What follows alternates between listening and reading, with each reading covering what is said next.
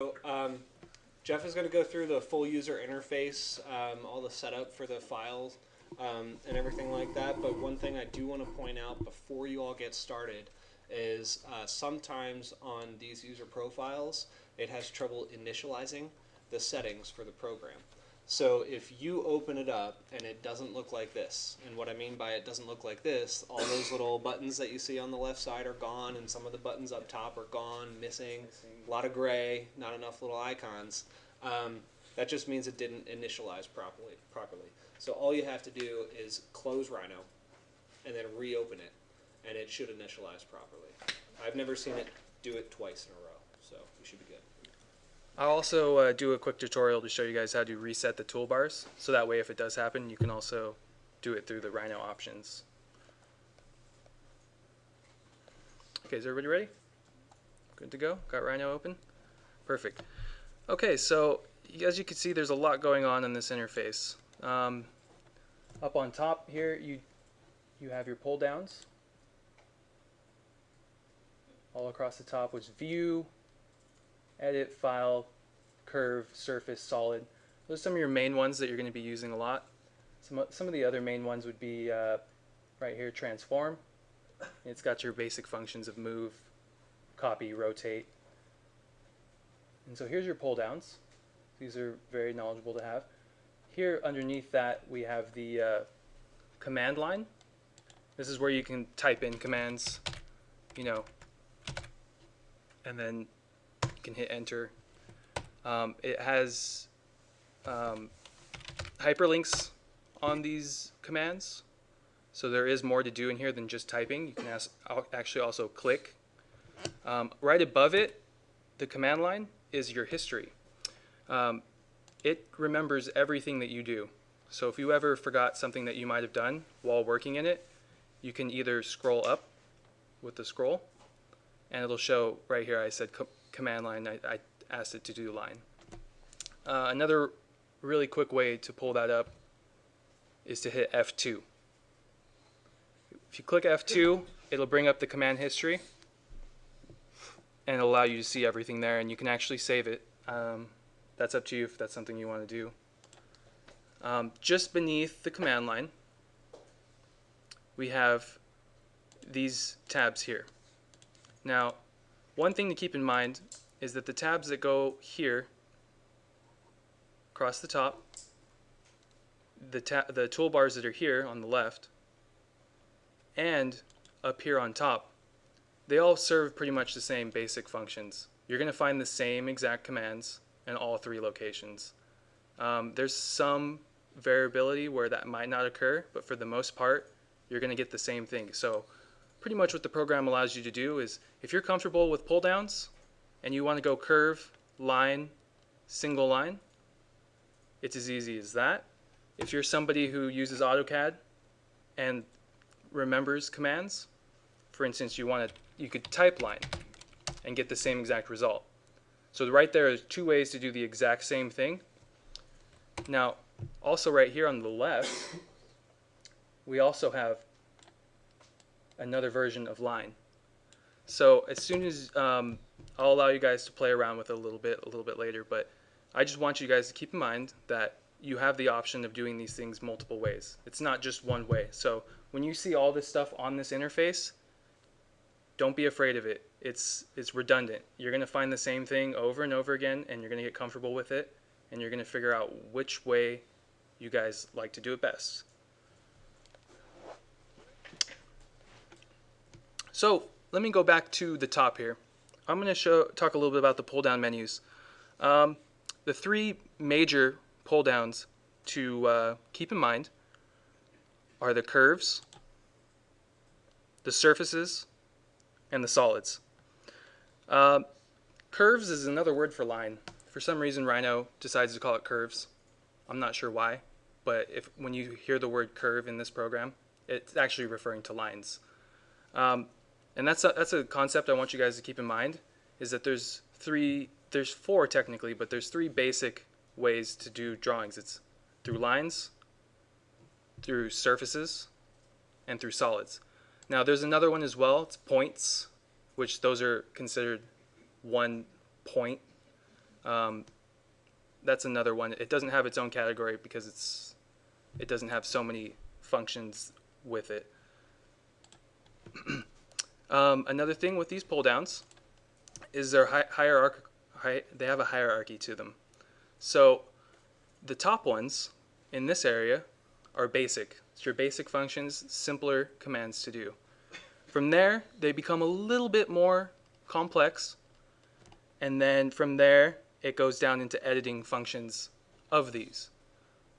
So here, up on top, this is simple, because you have your simple line. Then it goes down to more of like still using lines. For instance, a circle can still be made just from lines. And then down here, it allows you to actually edit, whether it's just a simple line or a circle. Maybe you could offset a circle or offset a line.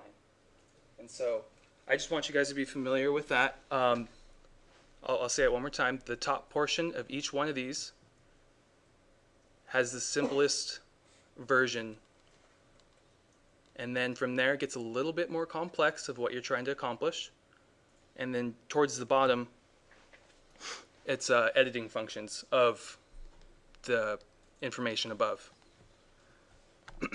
Next is the I'll scoot over to the transform tab, and like I'd said earlier, it allows for your simple commands like move, copy, rotate, and those are going to be super helpful for you when you're trying to move your three-dimensional objects around in the space, copy them from one location to another, potentially rotate orthogonally or in the 3-dimension. It'll also allow you to scale, so if you want to change the size of your objects. And there's a plethora of other transformative characteristics of commands here. A lot of these are similar to AutoCAD. So, I mean, a lot of these basic functions here, you're going to see also in AutoCAD. And like in AutoCAD, with the command line, for instance, move is that easy. You can literally type the word move, and it'll show up there, and you can enter it in. You'll be able to select your object and hit enter, and then move it.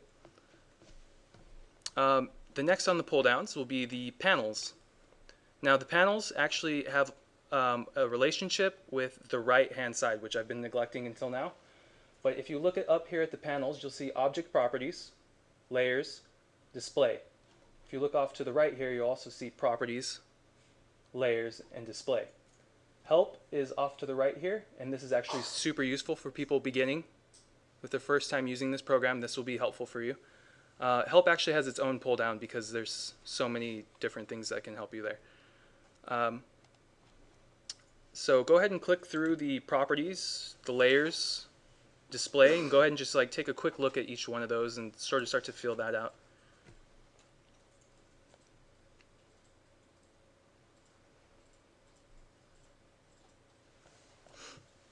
Now, for instance, let's say if you, for some reason, lose that, right? And now properties isn't on there anymore on the right-hand side.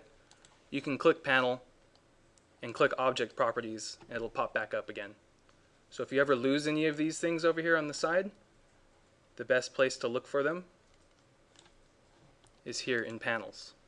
There are some other ones that, you know, depending on how you work, might be useful. Notes, layer states, and then just below all this, which this top portion here was the major important area, we do have some other functions. These deal with rendering, things like that. Maybe we'll get into that a little bit later on. Okay, so let me talk about the help for a little bit. I'm going to, if you are just trying to figure something out, maybe you can't quite remember what the command is, you can start to type it in here. And not only does it give you the command you're looking for, but it also gives you commands that are really close to that same command. And let's say, for instance, I click line. It's going to give you all the information that you could ever ask for about a line. It's going to help you out. It's going to tell you where you can find it.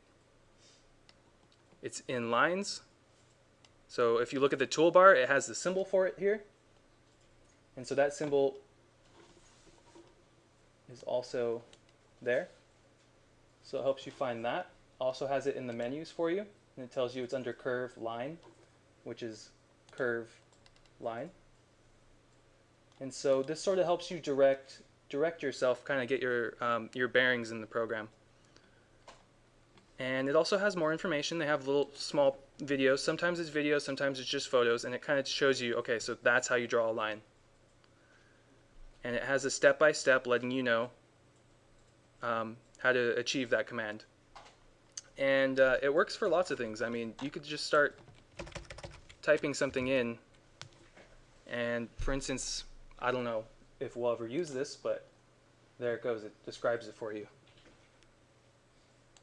And it gives you a nice description of what this does. It allows you to create curves between two open curves. So what it's going to do is you draw a curve there and you draw a curve here, and it's going to create curves in between. And sometimes it's useful information, and sometimes, you know, most of the time it's going to help you out. Okay, across the top here we have the standard panels. This is standard is what it's always on. What's most useful here is going to be your file new, your open, your save, and prints. You know, and then here's some repetitive copy, and then see how it starts to get a little bit repetitive there with the rotate.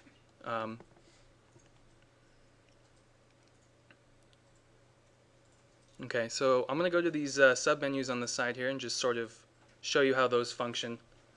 You can hover over it, and if you hover over it, you can see the difference here between, went away. If you look at the really fine print there, it's got a mouse, and that mouse has a left and a right option. If you left click, you'll choose a polyline, and it's telling you that right there.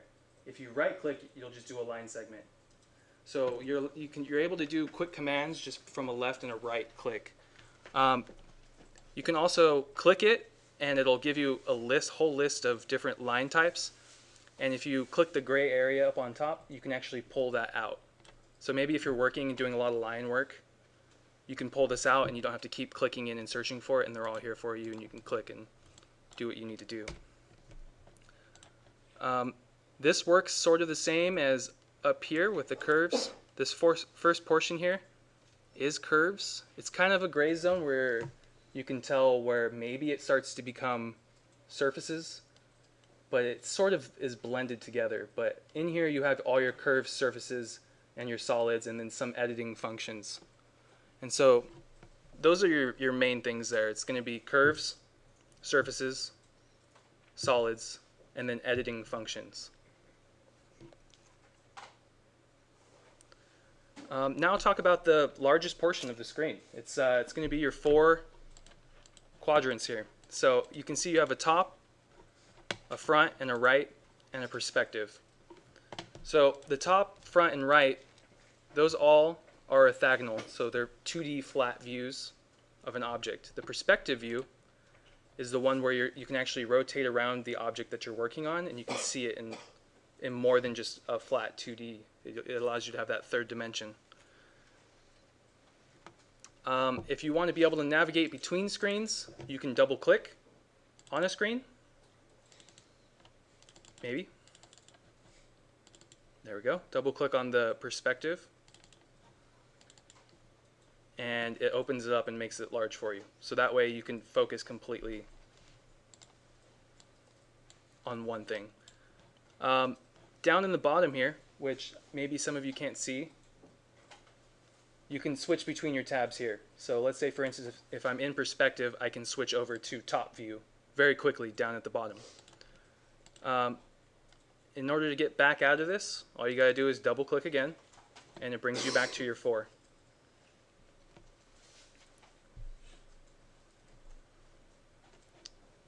So what we have down here on the bottom, which it's sort of hard to see, let me see if I can't. It's going to be difficult to try to get that up there. But if you look at the bottom, you'll have you'll see down here where it says disable. This gives you a lot of different snapping options. So the main ones that you're most likely going to want to use is endpoint. Perspective is good to have on, and so is intersection. these are going to allow you to snap. So let's say if you have a line and you want to connect another line to that line, the endpoint will allow you to connect those two lines together at the endpoint. So it's a snapping feature. I can do this really quickly for you here. Say if you go do a line. So there's that line. The endpoint automatically snaps to the edge of that line. And those two lines are now touching. And so that's useful depending on what you're trying to draw. The disable tab allows you to just gray out everything, so that way none of those work at all. Sometimes you need to disable those things. Just below that, we'll see these are your coordinate planes here. So if you can see how they change as you move your mouse around.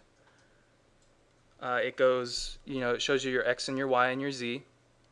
Next to that, you have feet. Now, you can actually change the scale at which your drawings react from feet, inches. You can change that, and right there, that's where it's going to let you know. Next to this, you have it says default.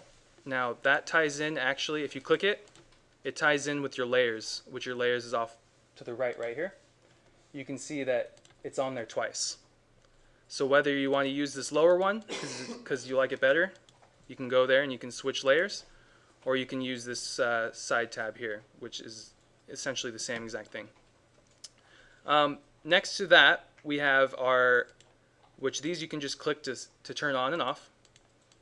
We have Grid Snap, Ortho, Planar, O-Snap, Smart Track, and Gumball. These are all different features that Rhino will allow you. For instance, if you want your Ortho on, Ortho will allow you to draw straight lines versus being able to go in any direction. I will show you an example here. So right now I'm going straight lines. If I turn the Ortho off by clicking here, now it allows me to go anywhere I want. No constraints at all. And so that's the usefulness of these down here.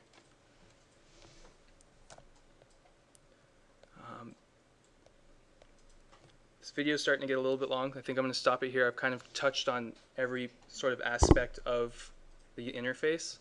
I'll open it up for questions. Stop.